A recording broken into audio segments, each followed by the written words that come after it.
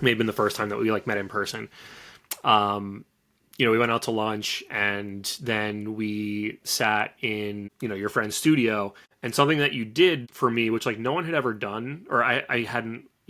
even thought to ask, was like you asked me to send a couple galleries like of my own weddings to you to like, take a look at. And you sat there with me and like did like a gallery critique. And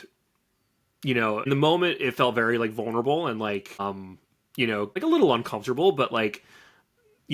I learned more in that gallery critique than I had during like years shooting weddings, and because it was like the first time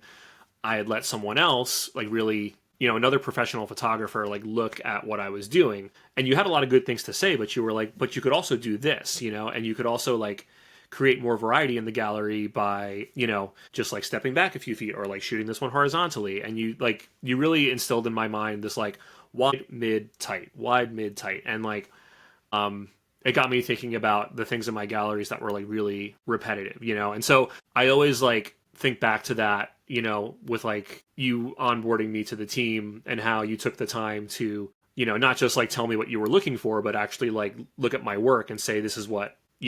you could be doing, not just for you, but in like your own business too.